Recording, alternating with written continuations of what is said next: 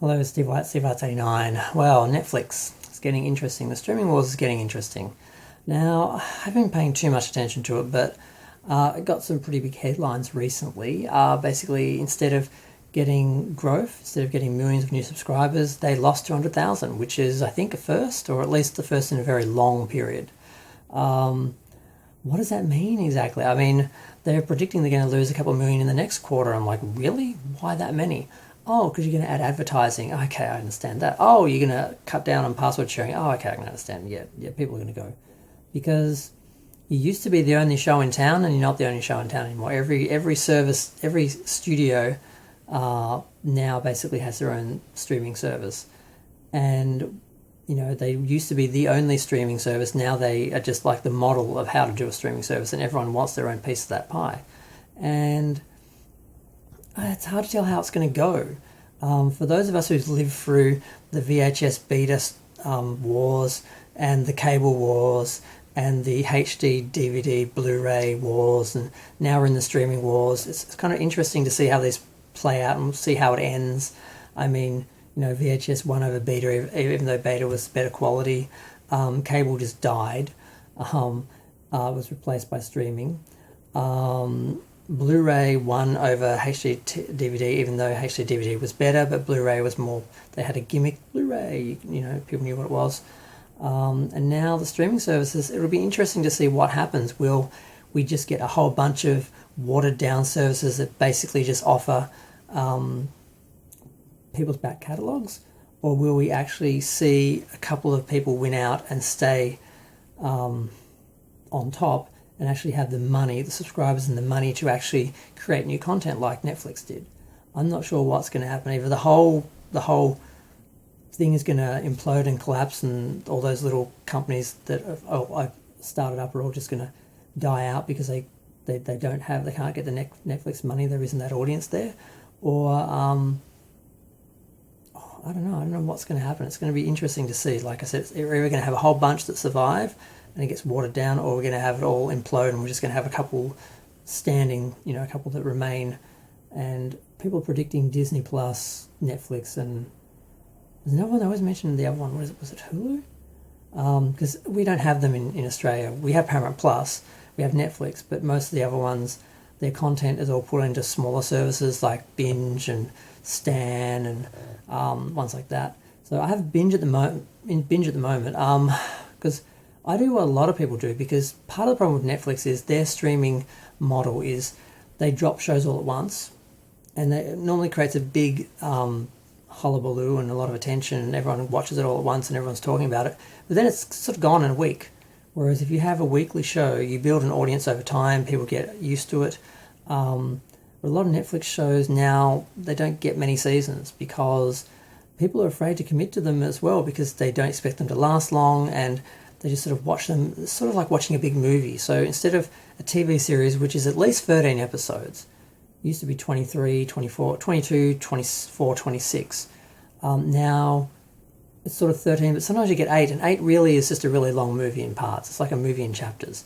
So people have this movie experience where they sit down for an evening, watch this big, long, drawn-out movie, and then they're done. Whereas other services give you a TV show over, say, 13 or 16 weeks, and you live with it. It grows an audience, or it maintains an audience. So they're two different approaches. Like I got Netflix originally for Star Trek Discovery because I thought we're going to get a new Star Trek show. Instead, we just got a generic science fiction show with Star Trek branding. And after being disrespected on many occasions, I stopped getting Netflix, and I watched Discovery elsewhere. I've been watching it elsewhere for years, and Picard, I've never watched it on Netflix or Paramount Plus or Amazon Prime.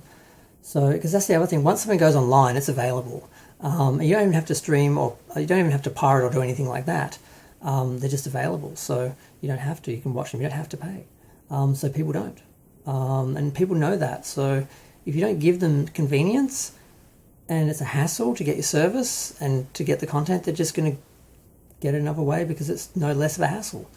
Like in Australia, a lot of the services aren't available. A lot of the shows aren't available. So, and like in other countries, so they have to get them other ways because they can't get them through official services. They would if you actually gave them the access, but you don't. So you force them to do that. So there's a lot of issues, a lot of problems.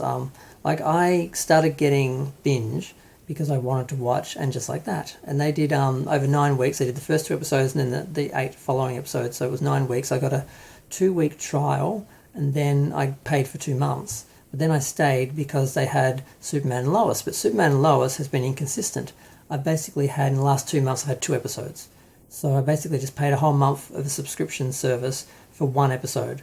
So I got it because I wanted to have appointment television again. I wanted to watch it on my TV. And they also don't allow me to stream it on my TV. When I try and go from my app and put it on the TV, they try to force me to upgrade to HD. Like I get that page and I either agree to HD or I can't use my app. So since they're using those bullying tactics, I'm leaving. Even though there's an episode on the 26th, my next payment is going to be on the 25th. So I'm ending my subscription on the 24th to protest, and I won't be back because I won't be forced to get HD, because HD just uses twice the amount of data and I don't notice the difference on my screen. I really don't, especially since with the what's it called, the buffering, I usually don't get the full image anyway. A lot of the time it's soft because I'm not getting all that, it's not consistent. So it's not worth paying extra for HD just to use more data, which I then have to pay for if I go over. So, and they're trying to bully me into it. It's just really offensive. So I'm leaving Binge. I left Netflix over Cuties. I won't go back to them. And I don't have to, because, I mean, the only thing I would... If Strange New Worlds was good, I might get Paramount Plus. But I won't be getting Paramount Plus assuming it's good. I'll watch it first, and then if it's good, I might get it for the remainder. If it feels like it's worth watching on a TV screen, not just my computer, I might do that. But probably not, because they've shown too much disrespect to Star Trek fans. And I've been slapped in the face a few too many times to do anything for Paramount. Because I've got the DVDs, I've got the Blu-rays, I don't need to stream. I don't care about the new shows. Like I said, I can watch them whenever I want. Don't have to pay. I don't care about quality, so it really doesn't matter. I don't need to watch it on my TV because I just hate watching it. I'm just watching it to do reviews for the few people that watch my reviews instead of actually watching the show. I'm loyal to them because, you know, I feel like I'm doing my part for humanity by giving people the option of watching a review instead of the show. And there's a lot of people who watch other people's reviews and sometimes my reviews instead of actually watching the show. So we have to take care of those people. But yeah, so I don't know what's going to happen with the streaming wars. I don't know what's going to happen with Netflix.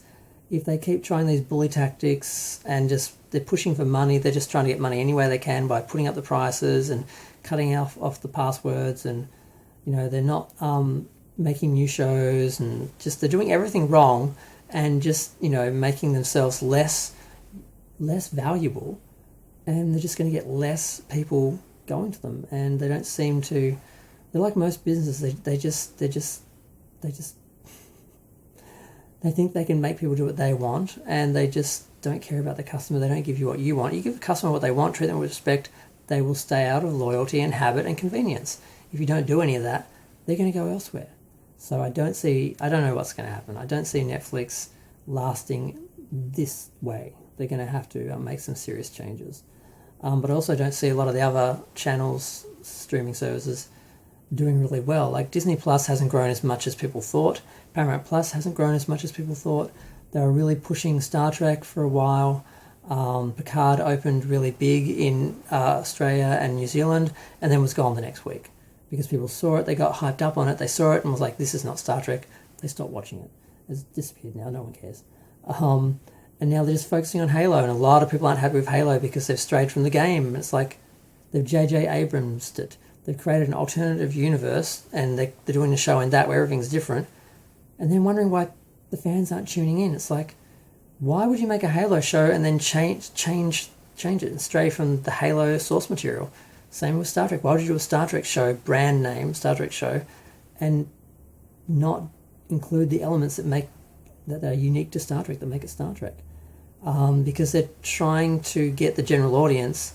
So they're trying to make everything appeal to the general audience instead of just catering to the audience they do have, valuing that, exploiting that as much as possible, getting as much money as they can out of that. But no, that's because they're idiots. They always they always do the same thing. They push what they want, disregard what we want, and then when we disappear, they're all surprised and blame us, and then like, well, we're not going to make this content for you because you apparently don't want it because you're not around, you're not paying for it. and they blame the audience. So we'll see how this goes. We've sort of seen this before. If you've been around for a while, you've seen this before. You've seen wars before, entertainment wars. But it'll be interesting to see how the streaming wars end. I just had to do a video about it, had to talk about it for a minute. Yep, I'm going to go. Feel free to share, like, comment, subscribe. Let me know what you think. Do you have a streaming service? Do you have many? Do you go backwards and forwards? Are you cutting them? Are you keeping them? Are you juggling them? I don't know. I was juggling a couple of services, and now I was down to binge, and I'm cutting that off. I'm just going to use the local free services just to catch up on the shows I miss on TV, my DVDs for my classics, and there's really nothing new being made that I can't live without getting later. I just got Batwoman season 1 and 2 from a local library, so that's how I'm going to be reviewing a lot of those shows because I'm in no rush. I'm going to go. Thanks. Bye.